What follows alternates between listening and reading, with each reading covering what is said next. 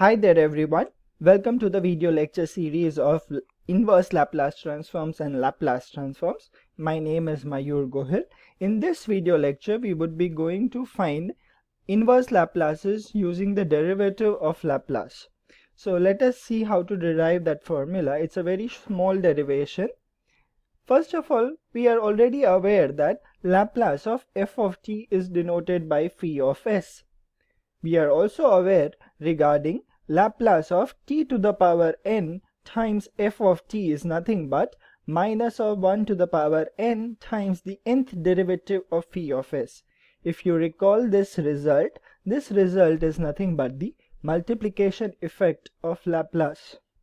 Okay, so now in this formula put n equals to 1. When you put n equals to 1, you obtain Laplace of t times f of t is nothing but minus of 1 times the derivative of phi of s.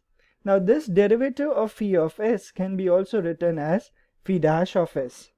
So that is nothing but Laplace of t times f of t is nothing but minus of phi dash of s. Okay. Now observe this expression, Laplace of f of t is phi of s. That means f of t is equals to L inverse of phi of s, right? So what I'm going to do is I'm going to take this operator L onto the other side, and I will obtain L to the power minus 1, that is L inverse operator. And I have also told you that L inverse operator is a linear operator. So what I obtain is t times f of t is nothing but minus of L inverse of phi dash of s. Now we just saw that f of t can be written as L inverse of phi of s. So replace f of t by L inverse of phi of s.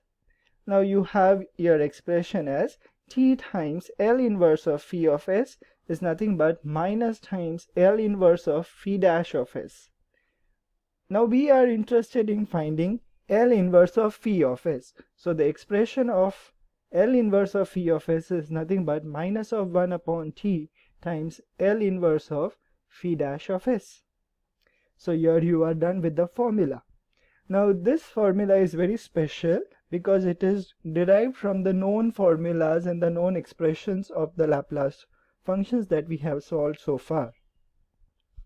It helps us to tackle some special problems. So let us see what are they. Consider this problem.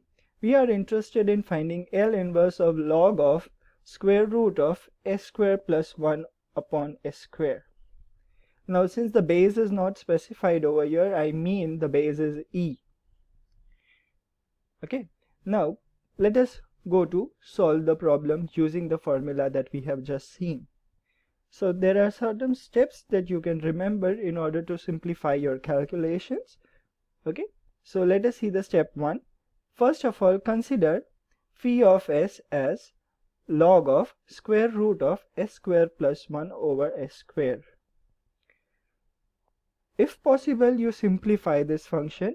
In my case over here, we are able to simplify this function log of square root of s square plus 1 over s square using rules of logarithm. So I'm going to simplify it and write it down as phi of s is same as 1 upon 2 log of s square plus 1 minus 2 log s. So now move to step 2. Step 2 is taking derivative on both the sides. Okay, so when I take derivative on both the sides, on LHS I obtain phi dash of s, and on right hand side I obtain 1 upon 2 as a constant comes out. Derivative of log of s square plus 1 is nothing but 2s over s square plus 1, and the derivative of 2 log s is 2 over s. You simplify this again, you obtain phi dash of s is nothing but s over s square plus 1 minus 1 upon s. Okay, the next step over here is step 3. You take L inverse on both the sides. When you take L inverse over here on both the sides, on right hand side what you can see is that because of linearity property of L inverse, you can split it up in this manner. It distributes over the minus sign. And now it is very obvious that these both are standard Laplaces from our formula list, and thus what you have is L. In step 4, what you do is you multiply by minus of 1 upon t on both the sides. So you obtain minus of 1 upon t L inverse of phi dash of s is equals to minus of 1 upon t times cosine of t minus 1. Okay, so now move to step 5. In step 5, what you can do is write down the original formula that we are using here. The formula that we are using is L inverse of phi of s is nothing but minus of 1 upon t times L inverse of phi dash of s. Now observe that here the right hand side, that is minus of 1 upon t times L inverse of phi dash of s, we just found the value, that is minus of 1 upon t times cosine of t minus 1. So you write down the answer as L inverse of phi of s is nothing but 1 upon t times 1 minus cosine t. How the terms got swapped? It is that this minus sign that you see here, I have multiplied it inside. So the terms have swapped. So I get 1 upon t times 1 minus cosine t. Now observe that phi of s that I had considered was log of square root of s square plus 1 over s square. So that means it is L inverse of this term, and that is what we were interested in finding. Hence I have found my final answer, that is 1 upon t times 1 minus cosine t is my final answer to the given question. So it is done. Okay, this method is very easy. I have broken up into this step 1, step 2, step 3, step 4 and step 5 so that you can easily understand it.